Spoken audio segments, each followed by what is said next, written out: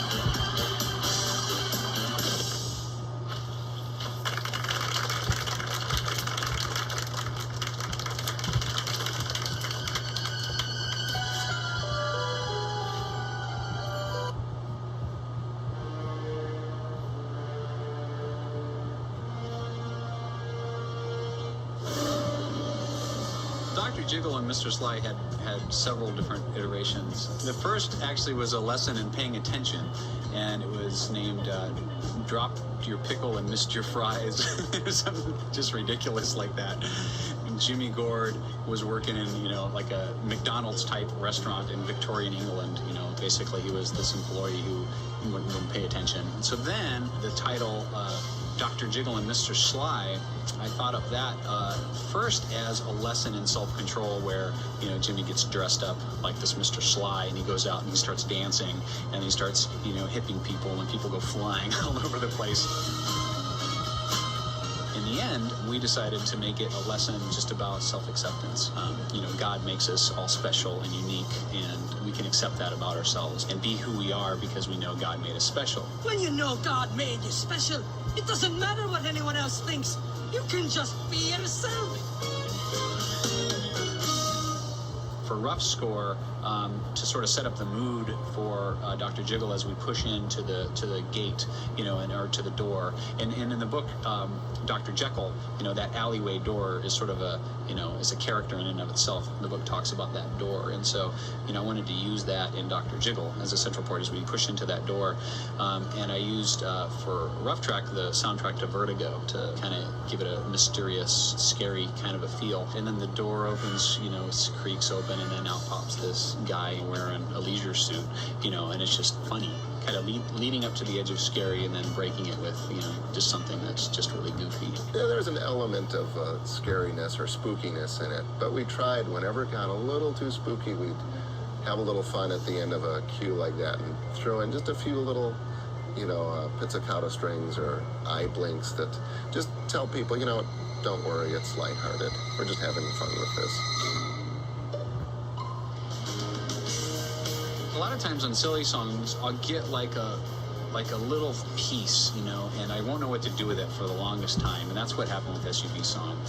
I just had this little ditty, because I've always driven an SUV of some sort. I had a Jeep Wrangler, that was after my Ford Fiesta, which was my very first car, that one actually showed up. My Ford Fiesta showed up in the Cheeseburger song. That was my red Ford Fiesta in there.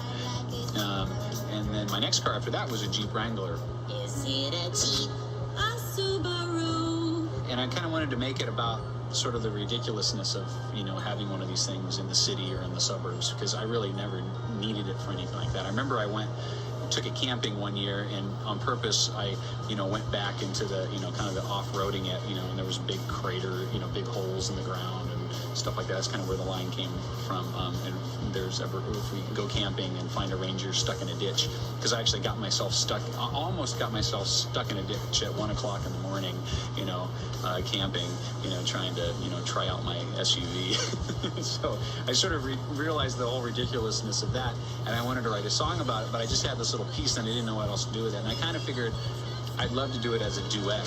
And we could be the heroes. Oh, we could be the heroes. We started with a Broadway version of the song, that's how the song starts. And I kept hearing like this power ballad, power guitars, big rock, 70s rock sound. So I kept bringing that element into it, and it was a lot of fun to see how it transpired then, because after that first chord, it drops back into this light Broadway feel and intimate, and then it just opens way up again. Adam Frick did a just fantastic job on the guitars and the drums and the bass and all those elements, and then I brought in all the orchestral elements and finished writing it out after that. We'll slam into four-wheel drive for a scoop of rocky road. Shar Jackson first did the voice of Miss Agnetha in Esther. She sang the puppy song, and she's just hilarious. And so I thought that would be the perfect character for Larry to sing a love song with. We called Shar, and she was really thrilled about doing it. So she came in and just nailed it. I mean, I couldn't have asked for anything better. And especially when they start, going into the hero chorus. I mean, she could just really, belt out those just hilarious notes. I remember coaching her to sing it worse, because she's really a pretty good singer, and all that high stuff, she was actually singing it pretty well. And he said, no, we got to have it so you just got to, you cringe when you get to that top note.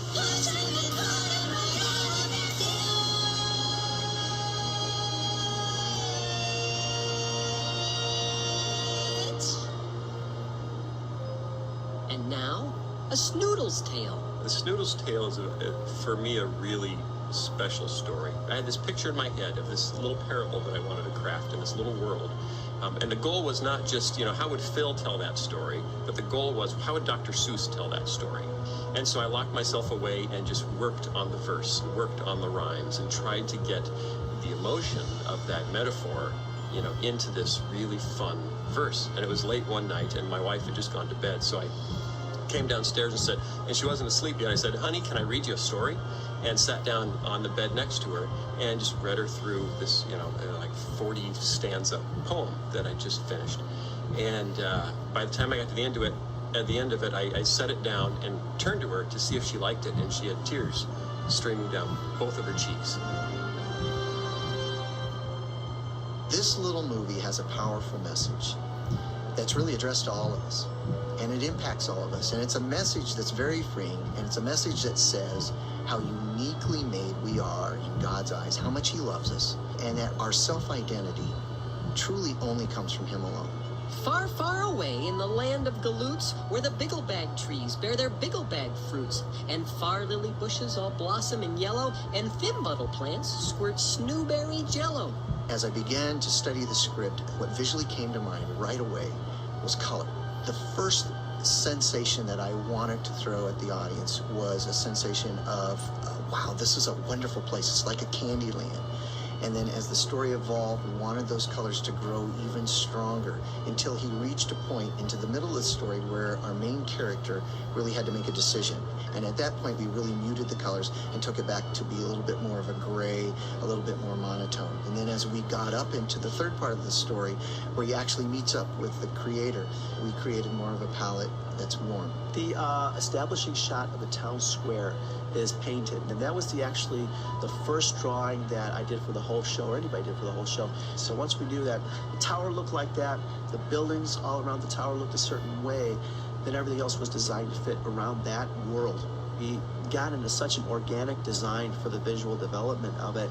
As I was drawing and painting some of the color keys and handing them off to other artists like Chuck Bomer and Joe Spataford, we started to realize that this show is going to be heavily painted. Just about every background you see, all the clouds are painted. Whenever you see ground that goes in the background, like hills, or if you see crops, the yellow crops that you see in the background, that's all painted as well. And that's all done digitally using Photoshop and Painter. Obviously, the score is 70% of conveying the emotion when you actually start putting the music behind what you're seeing visually. And I wanted first to kind of portray just, again, this happy, safe place. It's fun to be. I kind of sensed the kind of instrumentation you might actually have at a circus. And when he went on to his journey, I wanted to emotionally start to portray a little bit more of threatening type music until he met up with his God character. I wanted wanted the music at that point to become more orchestrated. The temp score is extremely helpful to the music director, and it's helpful to everybody along the pipeline of production.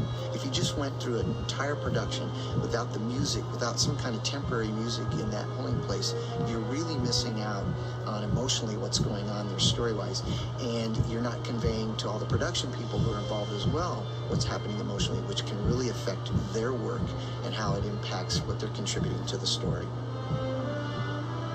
Mark Volcano did a great job of setting it up and had given me some musical ideas to get inspired by that really helped out. It's a cute little endearing story, but it's really rich with emotion. So we're jumping back and forth between this lighthearted music and this sadder music. I used a lot of simpler instruments like flute and melodica. And then we have the characters of the community that come around him, and they bring a flavor of a little bit of meanness and a little bit of raucousness in them, with this band that sounds like a calliope or a circus band, a little bit out of tune, a little bit out of rhythm. And then he climbs the mountain, and first there's a mystery to that. There's a loneliness, there's a silence up there, but then he meets the Creator, and there's a sense of peace. So as he's coming back down the mountain, the orchestra is a little bit bigger. It's a little more joyous, a little happier.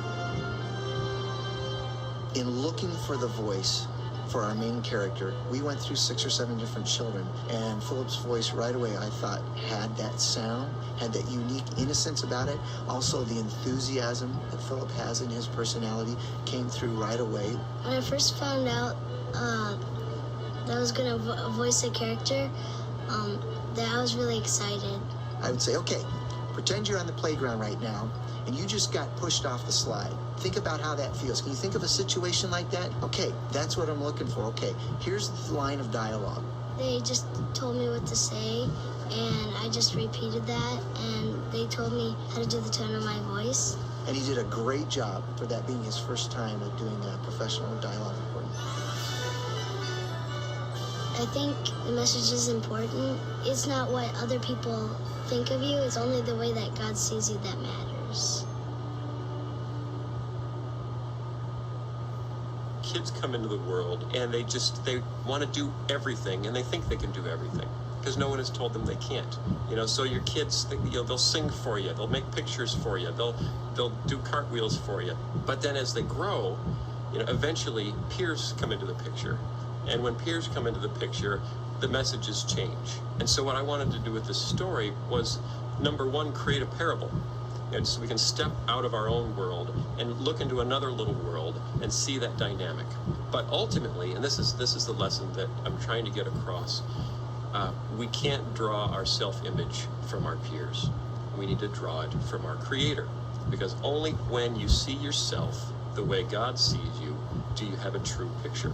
And that is so freeing, that's how you can sing, that's how you can dance, that's how you can soar. Our culture has decided that the best message they can give kids is to be true to yourself, is to follow your heart, and you are who you think you are. Many of us think we're miserable people. So ultimately that message may not get you very far. But when you can get outside that message and say, no, you are who God thinks you are, and then when you realize, when you look to the Bible and say, wow, that's what God thinks of me. He thinks I'm so incredibly special that I was worth dying for. And that's really, this whole tale is a metaphor for that, for the incredible worth that is bestowed on us by a loving God. And how if kids see that, you can face life with hope and a much, much sunnier disposition. You can find joy, not through the approval of your peers, but through knowing where you stand and how you're viewed by your Creator. And it's a very powerful lesson. This is Joseph Bulge. He's an artist here at Big Idea Studios. Today, he's going to show you how to draw Mr. Sly. So we're going to start out with a great